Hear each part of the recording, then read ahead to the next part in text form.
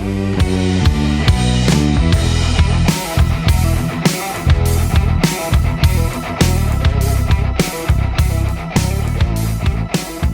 up, Poppin' T fam? It's your host, Poppin' T. Sitting here as usual, Poppin' T. Got the Gatorade.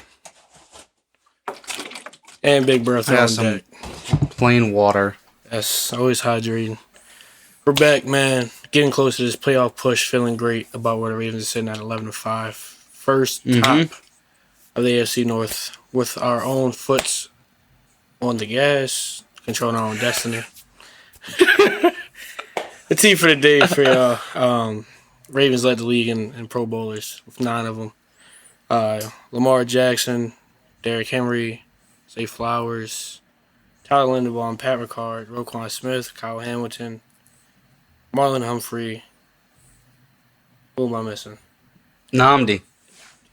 There we go. All 9, yeah. baby. Pop, how you feeling? That was good off the top of your head. I was trying, man. I was trying my best. Yeah. It's sick. I mean, to have the league lead for Pro Bowlers is just a testament to kind of what we've been saying all season. Like, sure, the defense didn't play good at times, but, like, there's so much talent on this roster. And clearly the entire league sees that. So it's just cool to, like, see those dudes get what they deserve. It is, and especially when you remember the fact that 7 out of 9 of them are homegrown. Yeah. Only D. Henry and Roquan Smith not drafted by the Ravens organization. So you just love to see it, man. They're putting it together at the right time. The league is noticing. Fans are noticing. And it's ours. It's exciting. But it probably does hurt Lamar's MVP case, which we'll get into later. Let's skip Browns and all of that. Let's just jump straight into how we're feeling about these last couple of weeks and going into the playoffs. 2 big wins against the Steelers and the Texans, who both led their divisions at the time. Texans won their divisions already. Steelers had the AFC North at the time. Dominant all 3 phases. Put the ball on the ground a couple times against Pittsburgh. But what are your overall thoughts on those 2 games and how we looked as a team? I mean, it was just definition of Ravens football. Shutdown defense, running the hell out of the football. I mean, the way we were able to run the football the last couple weeks is just the perfect complement to how this defense has been playing. Put that all together with the most efficient quarterback in football right now. Yep. Unstoppable. Yeah. Unstoppable. Electric. Unstoppable. I mean, like, there's the way we played the last 2 weeks. It was like, besides those fumbles, like you talked about, like, flawless. Both sides of the ball, flawless football. I mean, special teams too. Can't forget about that 3rd unit. Yeah. Justin Tucker was looking good. Yep. I don't want to say that too loudly. I mean, knock on wood. Now, what are you thinking about the last couple games? I'm loving it, man. I'm loving it. Just like you, I'm loving it. I was talking to my brother the other day about it. And we look good. Like, the thing I'm noticing is that we're playing clean football for the most part. We're not shooting ourselves in the foot. We're executing. Even if we're going 3 and out, it's not because it's 2 back-to-back holding penalties, offsides, illegal formation. We're playing clean football. We're playing complementary football. And it's amazing to me when you can run your offense around your second-best player. And it just allows your best player to sit back and facilitate. Derrick Henry plays this way in the playoffs. I don't see how you can beat the Ravens. We've seen it in every game where Derrick Henry has had those 100-plus games. It's very hard to beat us. The Bills saw it first person in 35-10. Playoff caliber team right there. So I'm excited that this formula is coming together, and I just hope we are not sitting here in January asking about 8 carries for Derrick Henry again. Yeah, I mean, that's literally the only way I can see this team losing right now. I mean, every unit on the field, just great. I mean, the wide receivers are separating. The tight ends are there as red zone targets for Lamar. The the O line is run blocking super well. Obviously, you can see that in our rushing numbers, and I haven't really seen. I mean, obviously Lamar evades pressure more than anyone else, but I haven't even really felt like pressure coming down on Lamar. Crazy, and then switch to the defensive side of the football. Like, it's not the secondary chasing around after people anymore. Like, we're tight on people. Obviously, Roquan's flying to the football, making tackles.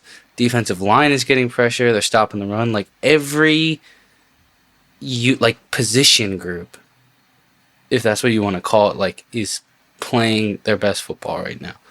It's like an impervious, like, I don't know how to explain it, but like, you can look at any team in the league and you can point to like an area like, okay, like Bill's secondary hasn't been playing great the last couple weeks, or like Chiefs, do they really have the explosiveness with their playmakers? Like, yeah, pass protection, yeah, like, and this Ravens unit, every position group is playing well.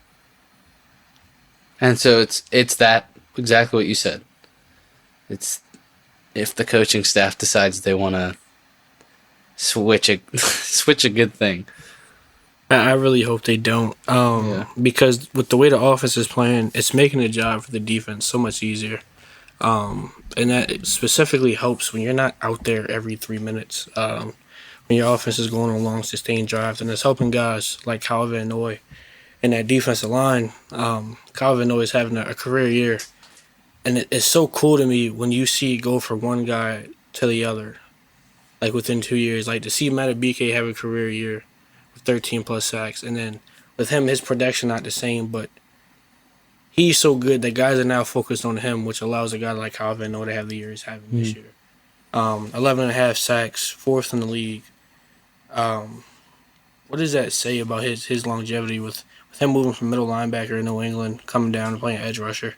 And just being in the league for so long, like what does that say to you about his growth as a Raven? On one hand, it's like, all right, this is a dude that has switched positions. Like, he could just be getting better still at his age, which sounds crazy, but I mean, when you think about how long he's actually been playing pure edge, like, he could still be getting better at this point. You worry about his athletic capability as an older player, but I wouldn't put money on the fact that he just regresses. Like, we've now seen 2 seasons of Kyle Van Noy being a very good edge rusher. Like an edge rusher that we haven't really seen since, I mean, Sizzle is the last, like, not to call Kyle Van Noy Sizzle. Obviously, I would not do that. I know what you're saying, just consistency from one year to the next. Yeah, consistency. Because we were talking about it a little earlier. Like, we had that nice little season from Justin Houston, and then you have a nice season from Clowney, but then you don't re-sign him, so how much did the staff trust him? But they trusted Kyle Van Noy, and he has paid the dividends completely. 4th in the league in sacks. Definitely. Come on. And then it's like a miracle. That's what it feels like. Yeah. Some of the play we've gotten from guys this season just feels miraculous. On both sides of the ball, like it feels like you see it every year with the Ravens when guys click, but I don't know if it's the delusion of being a fan just wiping over my eyes, but like this team right now is clicking. Like, like obviously there have been ups and downs all season, but like throughout the seasons, like this offense has produced numbers. Obviously this defense was a little shaky, but they picked it together, and it's like the guys on the field individually in this collective effort are also having great seasons. Yeah. Like some very standout seasons. Kyle Van Noy having 11.5 sacks at the age of 33 is absolutely ridiculous to me. It doesn't feel real. Yeah, and then you're looking at Dafe on the other side, who's sitting at 9 sacks. And this is a dude that came out very raw as well. And you've seen him become more and more consistent every single year that he's played. As he's approaching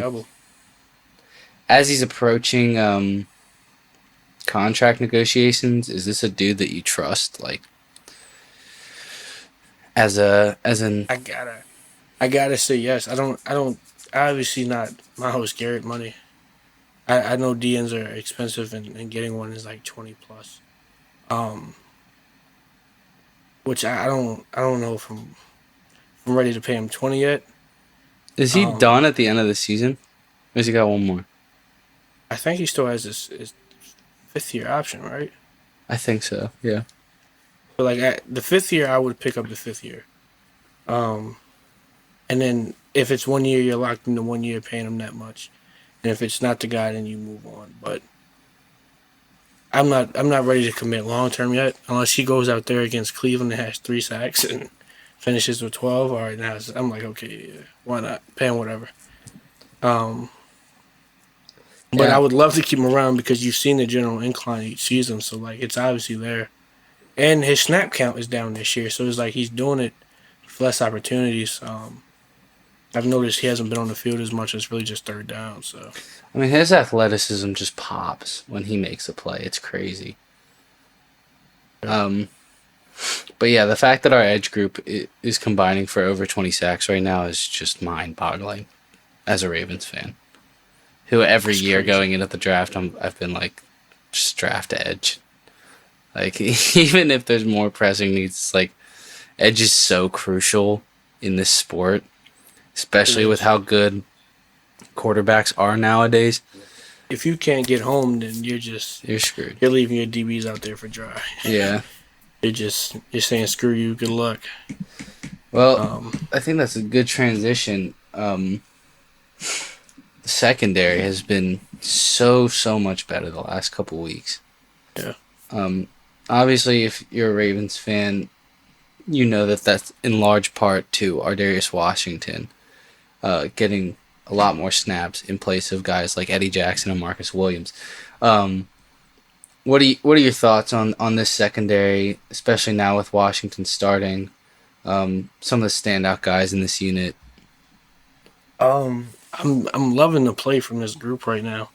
As you mentioned, Ardarius has stepped up in a huge way. Kyle still looks like Kyle. Marlon is looking like All-Pro Marlon once again. Mm-hmm. Even Trey White is out there balling right now. Like that play against Joe Mixon on the 2-yard line. I know that was Ardarius. On 4th. Yeah, that 4th and 2. Ardarius came down, made the initial play, and then Trey White finished it off. He didn't just sit there and watch him because Joe Mixon could have reached out. Nah, he finished it, got him out of bounds. Nate Wiggins, I love the way he's playing. I love his confidence. Yes, bro. I trust him out there on the island. Those two corners, Humphrey and Nate, are playing cocky, confident football right now. Love it. That's how I want my DBs. They're talking, I want bro. you to talk. Yeah. I want you to talk. You got to let him know this is not something to play with. And you come over here, it's me and you. And it's earned too. Like those dudes are balling out. Like I think that has been a constant throughout this season, but now that there's not that looming, like, we're the worst pass defense in the league, and they're not feeling that, like, weight because the rest of the unit's playing good around them. Like, they were already having good seasons, and it's just taking that next step to where, I mean, they're shut down right now. Yeah, they are. They're really clicking on all cylinders. And like you said, they showed flashes of it, like that Bills game. Completely shut down that passing offense. Yeah. D-line played great, secondary played great, but then there were just these up and downs, Joe Burrow, Jamar Chase. The Grim Reaper. Pat Mahomes. Who else did we see early? Devontae Adams, like all that. It took a little while for them to get through that. But as we're getting to this crucial stretch of December, they've just completely like shut down offensive schemes. Marlon has truly been a game changer out there, a game record, difference maker. Which I'd love to see. That PI they called against him on that corner route. BS. That was not a PI. That was a terrible call. That play he made on the slant on that goal line, reaching through, punching from behind, punching the ball out. That was a beautiful play. That was textbook DB play. You can't play the ball any better than that. This group is just it's here. Clicking. Zach Orr is having fun. He's jumping over our Darius. They're out there. They're enjoying playing football. And when you're having fun playing football, man, it's hard to be beat when you have that confidence and the experience that group has. Because it was so confusing because it's not like the This is group a didn't heavily have invested in experience. group. Yeah, like this is a first round draft pick, two All Pros, 3 first round draft picks. Yeah. I think B. Steve was a third rounder. Trey White is a former All Pro, so 4 All Pros. Yeah. No, hold on, I'm tripping. 3 All Pros in that secondary with Yeah. Trey White. So it was an experienced group. It never really made sense what was going on when they couldn't cover. But they've got it. They're clicking. I could go on all day. I feel confident right now. Yeah. But I think obviously you can talk about these guys like Humphrey and Wiggins, but I think Ardarius does deserve a giant shout out. His presence is felt on the field. I don't know if it really pops on the stat sheet, but I mean, just monster plays. And even if he's not involved in the play, like it's clear that he is involved because we're not getting gashed for 500 yards as opposed to when he wasn't playing. He come downhill. Yeah. He see run, he goes. And he plays with so much energy. So much energy. He does. And it gives it all to the group. Mm-hmm. And I love it when I see Marlon out there talking Just and like stuff. Just like a little, just like so tiny of a dude, just like flying around. It's funny to watch. Heat seeking missiles out there. All of them. They're all crash outs. I love it. Yeah. Let's give a little Marlon Humphrey love. Defensive Player of the Year, question mark. Should he be in considerations? I think Pat's his hands the lead right now. Marlon's having a career year. 63 tackles, 6 interceptions, 9 pass breakups, 2 forced fumbles, a sack, a touchdown, and is a top 10 rated PFF corner. I believe a top 6 cover grade. What have you seen from him this year? After a couple shaky seasons, we'll say, after an All-Pro year several years ago. Confidence and he's healthy. I feel like he hasn't been healthy, like fully healthy, in a couple years. There's always been nagging things, not necessarily like season enders or anything, but just I don't know. He's just playing like so much more confident now, like he did in that All-Pro season with all those forced fumbles. I think that these numbers and the way he has played deserves Defensive Player of the Year conversations, but he won't get it because of how bad the defense was in the beginning of the year. Yeah. If this was the number one defense like it was last year, and I think we have been the last couple weeks, I think there would be much more talk about it. But in my heart, he's Defensive Player of the Year, which is all that matters. That's all that matters. Marlo, if you're hearing this, you're my Defensive Player of the Year. I love that. That's our number one corner. Iron sharpens iron, as you know. Going to the other side of the ball, I want to talk about number 4, Mrs. Zay Flowers. The first Pro Bowl wide receiver in Ravens history in our long but short 29-year history. 1K in the second season, 16th all-time in receiving yards for the Ravens. What is Zay Flowers making a Pro Bowl in his second year mean to you in EDC's draft process? What does that speak to him and his? I'm ranting right now. You know what I'm trying to say. Yeah. You know what I'm trying to say. Yeah, I mean, it's just so sick. Like, obviously we've had great players, but like it means a little something when you see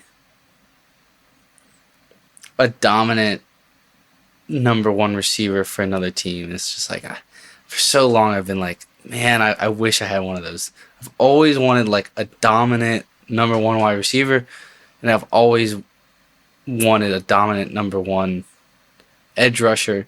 Obviously, I know we've had edge rushers in the past, but like not since Sizzle retired. And those positions, I feel like we're so good about drafting other positions, but we've just kind of lacked in those two spots. And to see Zay, like, it's no joke. Like he's up there with the best in the league.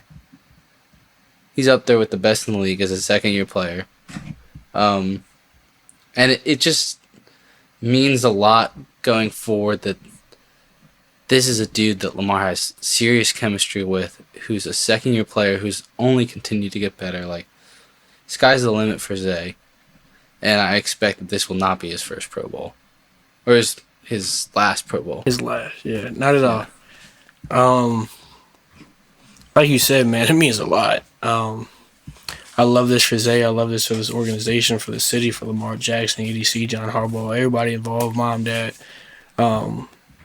It means so much. Like you said, just seeing everybody else in there, guys. Seeing, you know, that SpongeBob meme with Squidward inside and Patrick and SpongeBob running around outside. That's how it feels, like watching every other quarter. Yes. That's how it felt. Like Joe Burrow and Jamar Chase running around.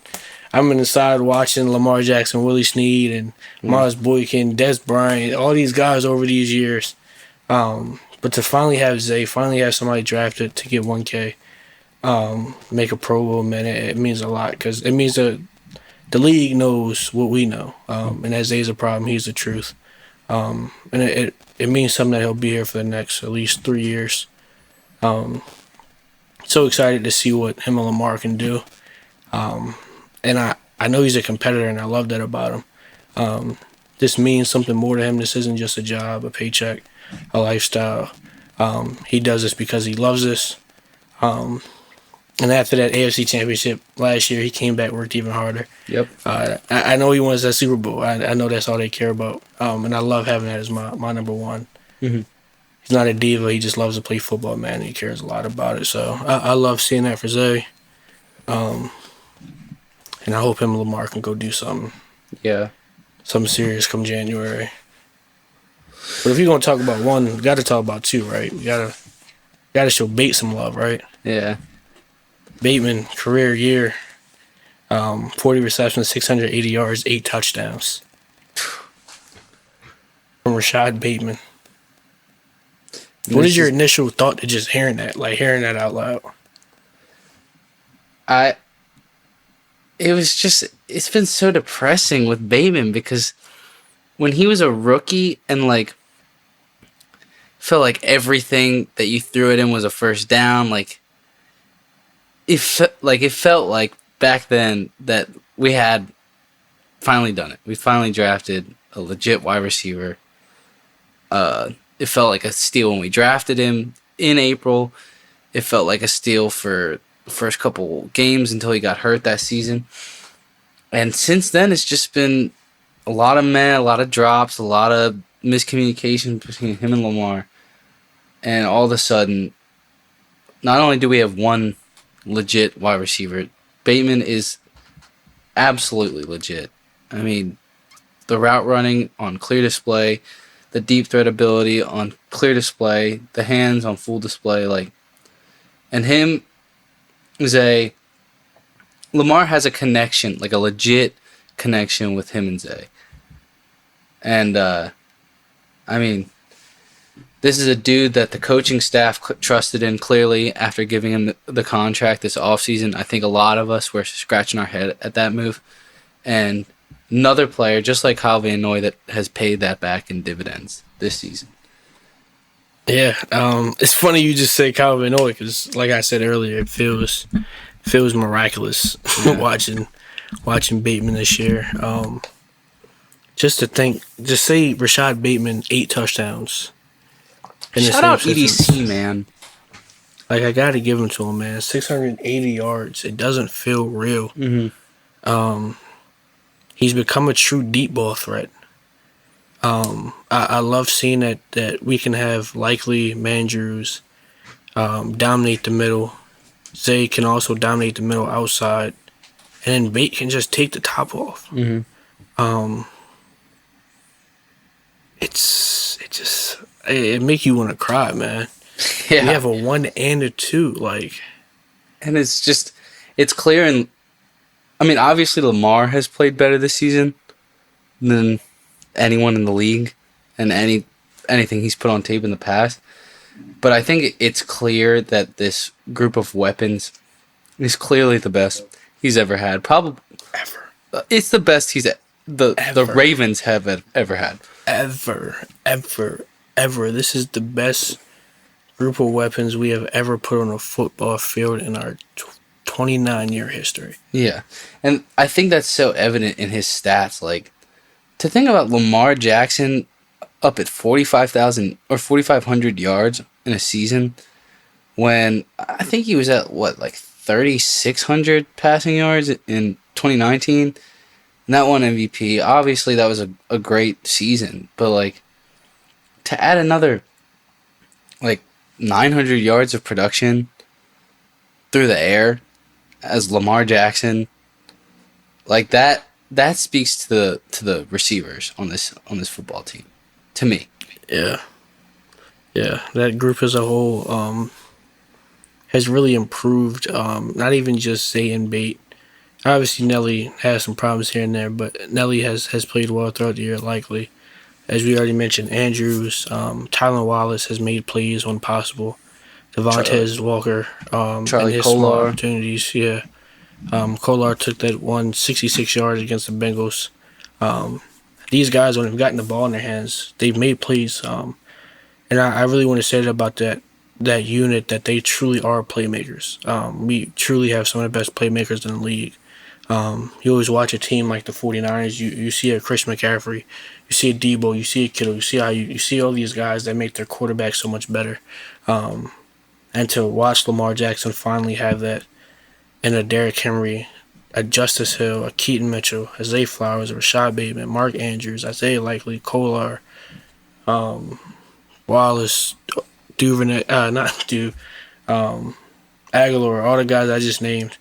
It's truly amazing to watch that group develop, and to kind of see the hard work, the draft picks, the decisions in free agency all kind of pay off in this group. And just with them being how explosive they are, because the Ravens can truly kill you any way they want. You can't just pick on Mark Andrews anymore. That's not that recipe doesn't work anymore. No doubt. Because you got 4 and 7 outside. You can't spy on Lamar Jackson because Derrick Henry is going to punch you in the mouth. It's amazing to see this group complement each other so well. And they all make explosive plays. Even Mark Andrews' big 256-pound ass running 60 yards down the field after Lamar broke a sack. Him and Likely played backyard football together. The play against the Bengals and then this one against Houston, and then the throw against the Jags last season, the guys out there with Lamar make plays. And it's special to see that because in 2019, I know I'm rapping, but in 2019 when we got to Tennessee, that was the problem because 8 was the only guy out there making plays. Now he has some true playmakers with him, man, and I'm excited. I'm excited for the future of this group because all of these guys are so young. Even on the offensive line, which we'll get into next, that offensive line is young. This team has a lot of time together, and I'm so excited for it. Yeah. I mean, you just brought up the Tennessee game. Last thing about this weapon unit is just thinking about the guys that were running out there. It's night and day. It's night and day. Are we looking back? It's how can we expect it to really go on a run when you really think about that team? I know we did in the regular season. You really think about it. Willie Snead, Miles Boykin, Gus Edwards, Hollywood, Mark Ingram. No disrespect to those guys, but compared to what we have now, like you said, it's light and day. Yeah. This rivals Detroit. This rivals San Francisco. This rivals Kansas City. This rivals Cincinnati. This rivals those teams with the best weapons. And Yeah. it's focused around the quarterback and how well. And it shows you in the Pro Bowl. Multiple guys from the offense making the Pro Bowl. Like Yeah. 8 makes those guys so much better, and they take advantage of those opportunities. Excuse me. But enough about the playmakers. We got to talk about the big boys. You're calling for these O-linemen's heads all throughout the season. Yeah. Whole city of Baltimore, pitchforks and torches, but they have stepped it up. They have stepped up. John Harbaugh stuck by his word. He kept the group out there that he felt was the best. Macari at left guard and Fale at right.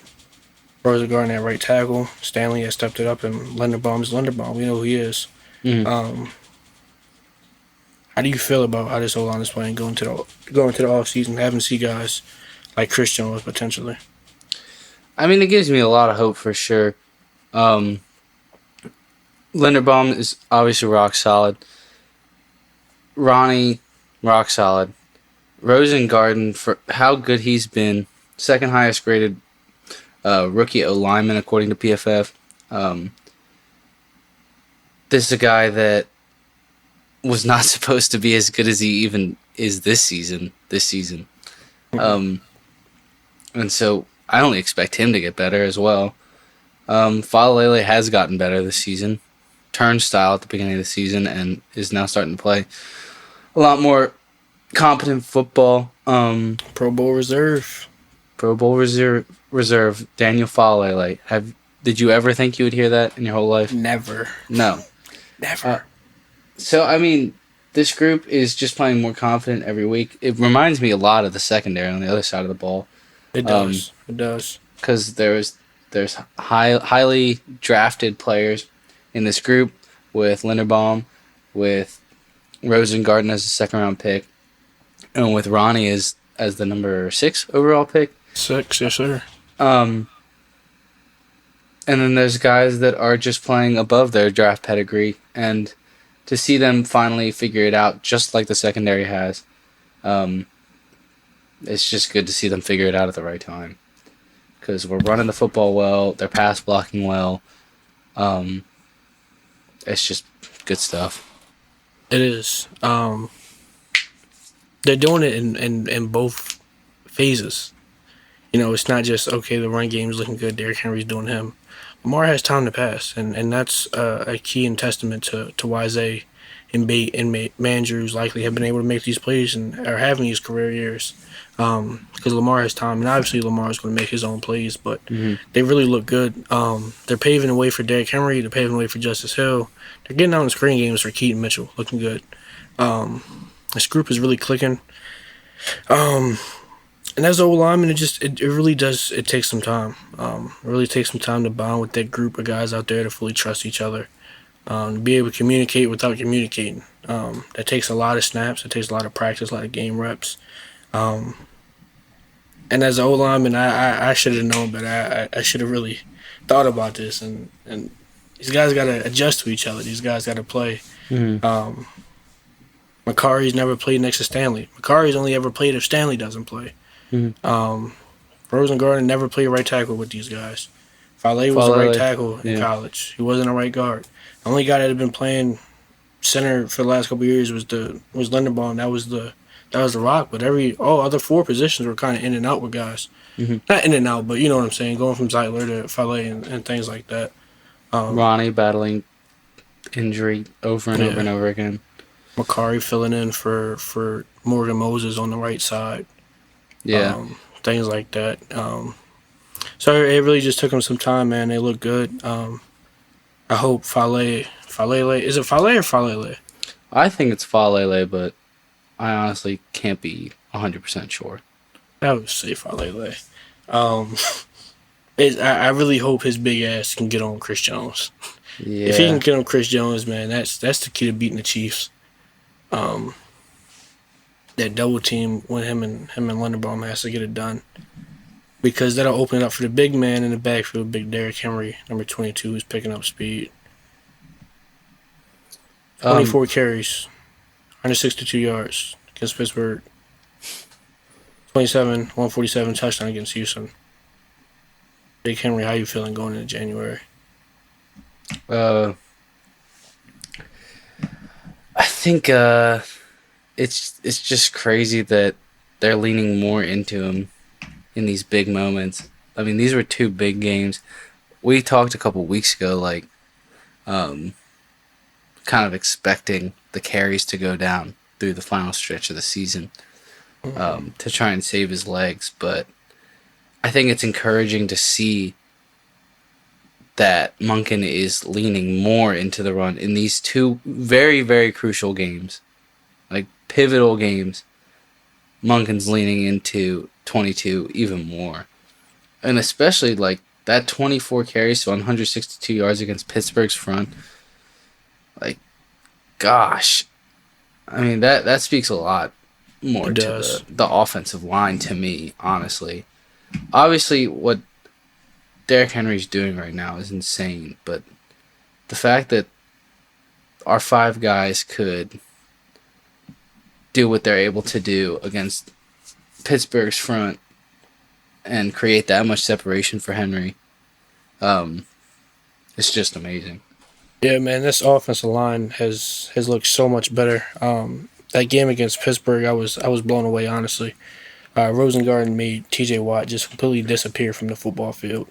Was completely not a factor. Highsmith made like one play against Stanley, but that happens in football. You're going to get beat sometimes. And then Will Anderson, Daniil Hunter completely took them away from the game. And this team is really clicking at the right moment. And everybody is allowing Lamar Jackson to play his best football. Lamar Jackson's having an MVP caliber year.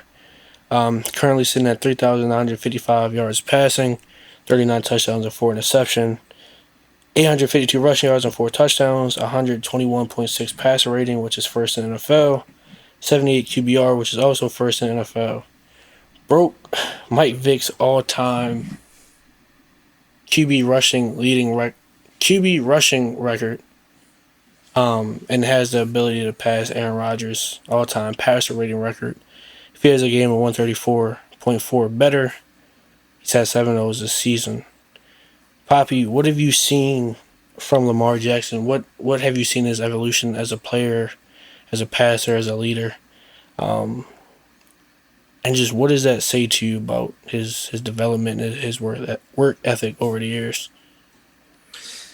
I know we talk about Lamar every week, but I also know that's a lot of people. That's a big reason why y'all listen to us talk, because how can you not love Lamar, especially the way he's playing right now?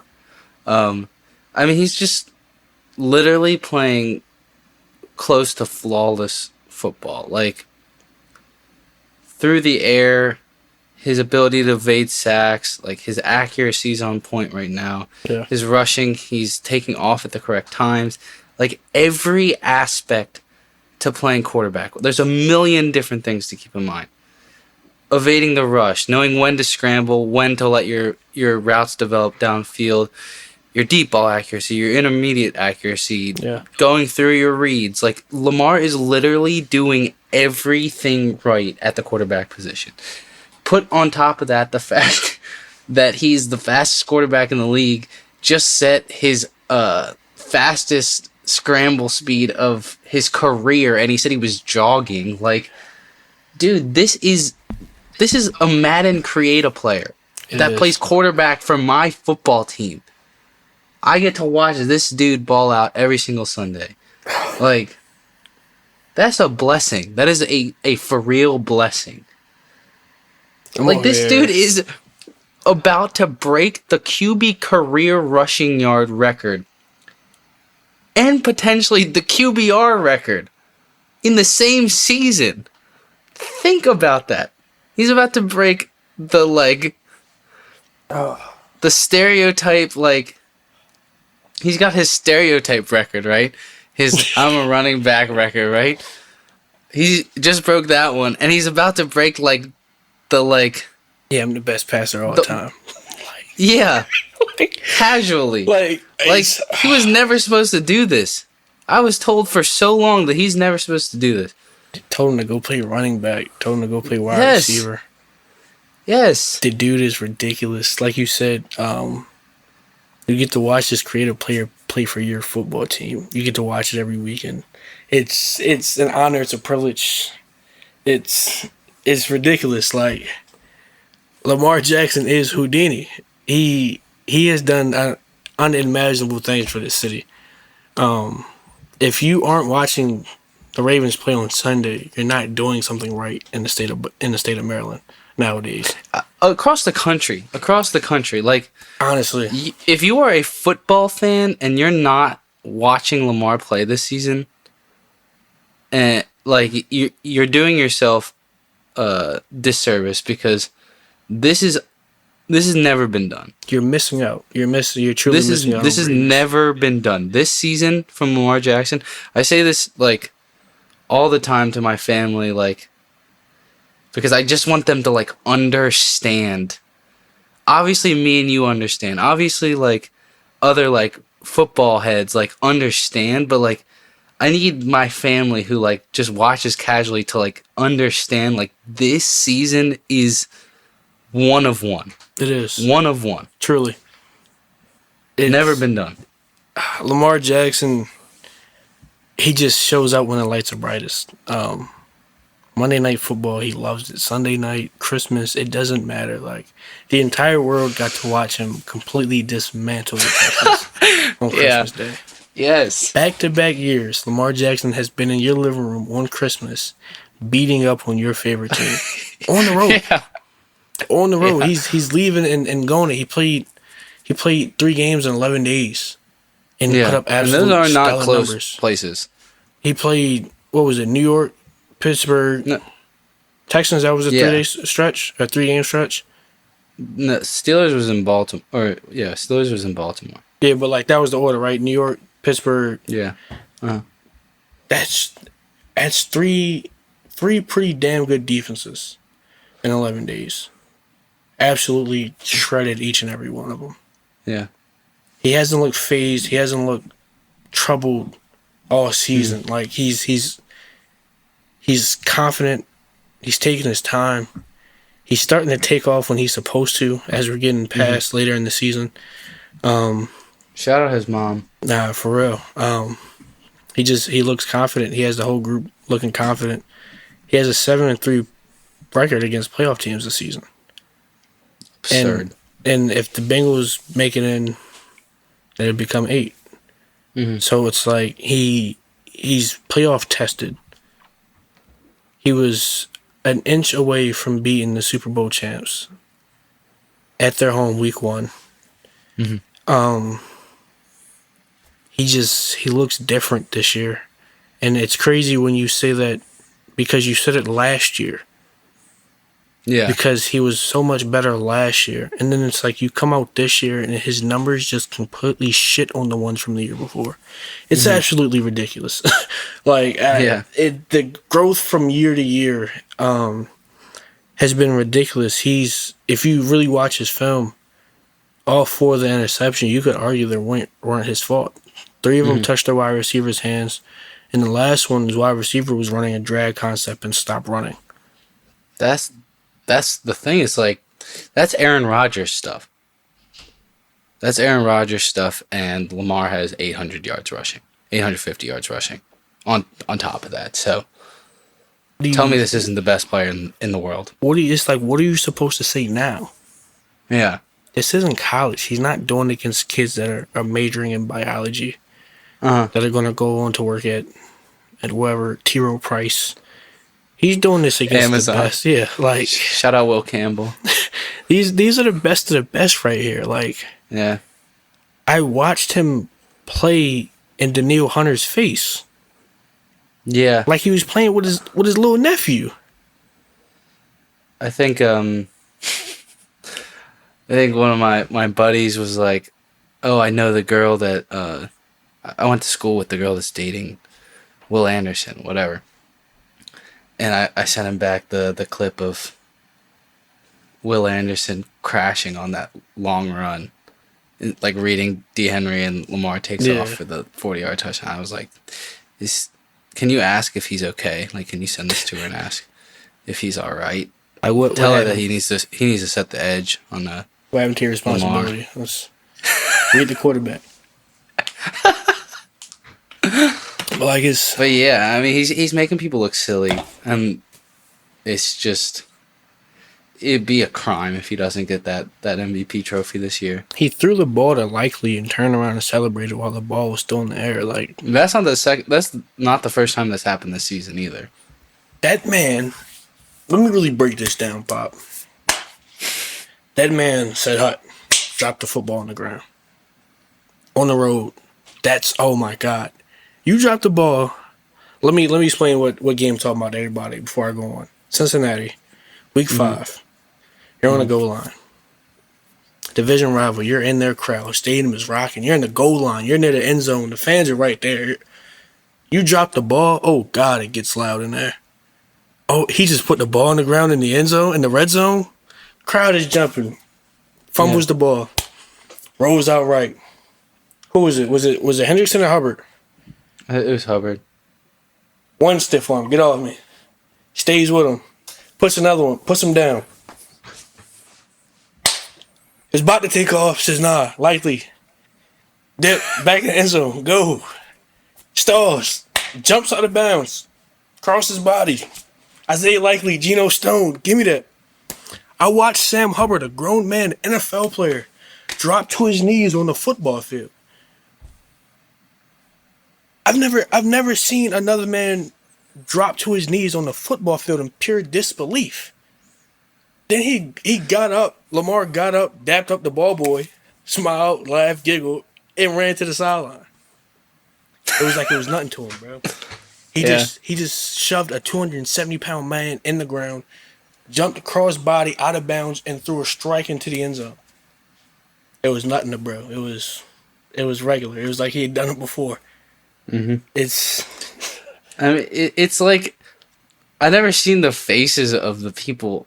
Like D'Amico Ryan's just like, what do you do? There's nothing you can. It's like when your older brother is just beating up on you in Madden all the time. And it's just like, dog, what am I supposed to do? Like, yeah, there's nothing for you to.